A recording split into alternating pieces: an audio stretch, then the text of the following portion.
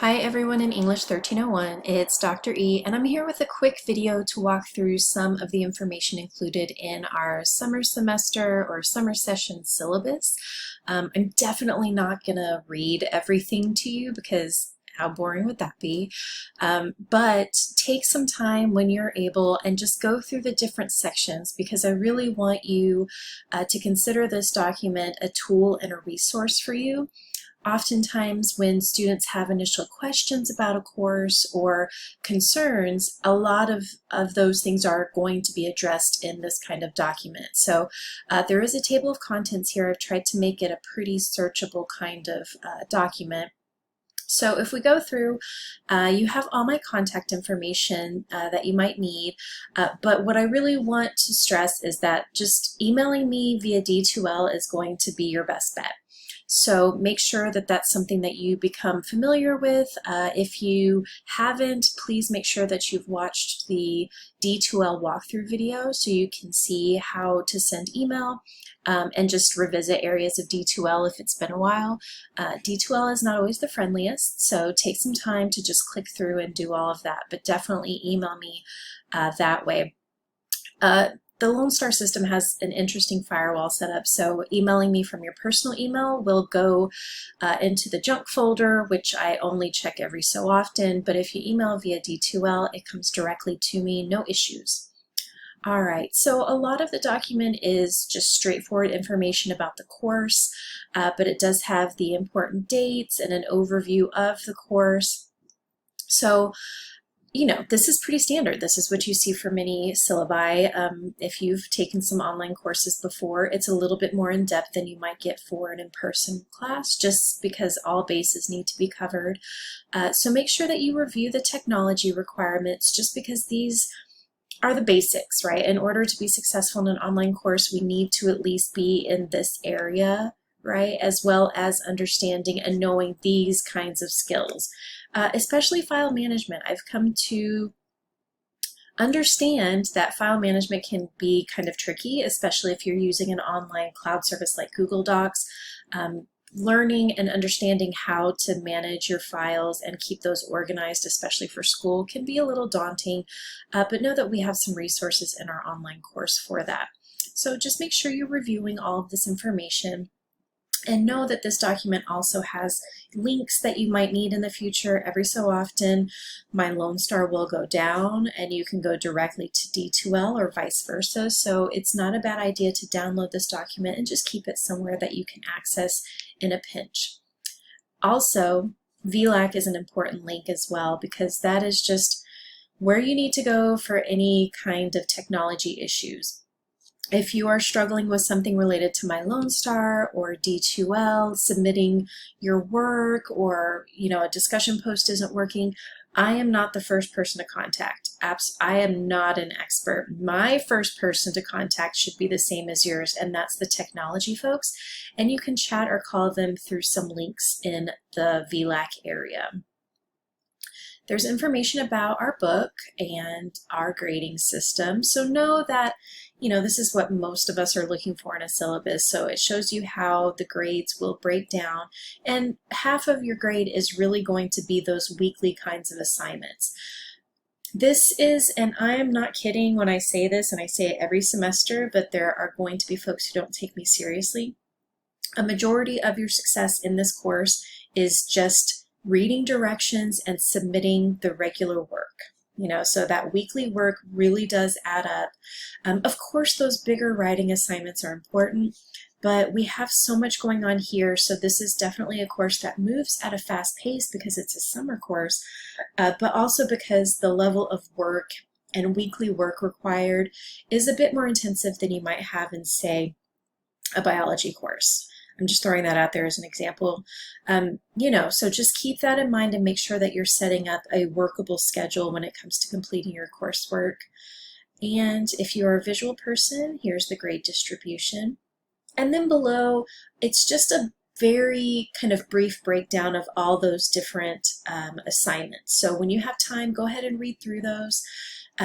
This is just kind of your basics, but you will be getting more information every week when some of these things are due, because I have videos for certain assignments, and we'll also have weekly instructional videos that will help make sure that you are, seeing the vision for each week. Even though I don't post the entire summer session at once, I just do this week by week. You can still have a sense of that by looking at the weekly schedule, which is another document provided. All right, I'm just scrolling again to another very popular area when it comes to syllabi, and that's attendance and participation. That is basically counted by those weekly assignments. So if it becomes clear that you have not submitted your work in quite some time and you are not passing the course, my assumption is that you're probably going through something complicated, and the best thing for your grade to not have an F going against your GPA is to drop you. So you completing that weekly work is really going to indicate to me that you are participating. So, just something to keep in mind. All right. There are areas to ask and answer questions in the Q&A discussion board, but that'll be in another video. You can always reach out to me via email or by posting in that Q&A discussion board. But remember that over the weekends, I infrequently check my email, so when we have due dates and assignments, just don't have the expectation that I'll get right back to you on a weekend, but I of course will do my best. Okay. There's also a student-only chat area in our discussion boards, and that's for you to exchange contact information with one another, or do whatever you would like to build a community that I'm not a part of. I don't visit that space. I don't have access to it, so it is just for you to connect, ask one another questions, that kind of thing. And it doesn't, of course, have to be related to our course. If you have questions about other courses or things going on in our system, then by all means just use that space as you see fit.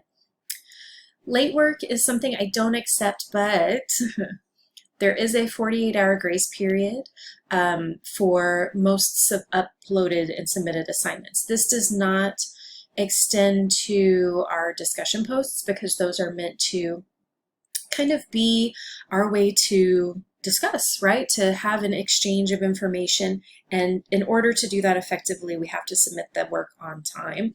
So just be aware of that. That 48-hour grace period does not apply to the discussion posts. So you'll see that information here.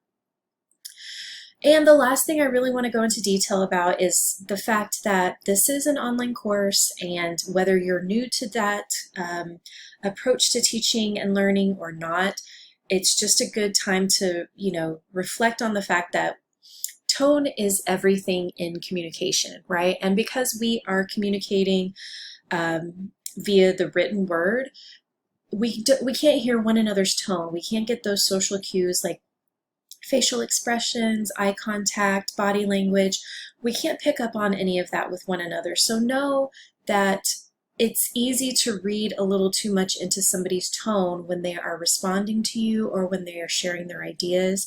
So I want us to all come from a place of respect, but I also want us to come from a space where we are just assuming the best about everybody in our course. So if you pick up on a tone that may be snarky or bossy, come to that with the idea that that was not the person's intention. But if you face that kind of thing, and especially if any of that communication goes against the principles of us being a very diverse community, and if you see anything that goes against any of that, I need to know about it. So make sure that you feel comfortable contacting me directly if you read comments or any jokes or anything related to people's identities.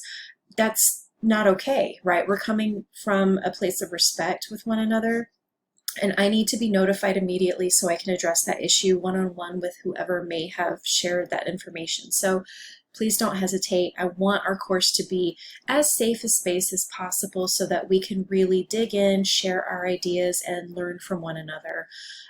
So that gets, of course, right into diversity, equity, and inclusion, and all the other information that's relevant to being a student here, including plagiarism and the use of AI. Make sure you're taking some time to read through that. It's pretty important, especially in a writing course, so make sure that you've reviewed those guidelines and expectations, and let me know if you have any questions. And then know that, again, as a resource and tool for you as a student, there are lots of links here to help. So if you need to access the library, advising and counseling, those links are all going to be available here, as well as our policies for Lone Star College. So again, take some time to read through this. Absolutely let me know if you find any errors or typos. Be my second set of eyes so you can peer review for me and let me know if there's anything confusing so I can make sure to update and share that with the entire class. But again, take your time, learn everything about our course before we hit the ground running, and good luck.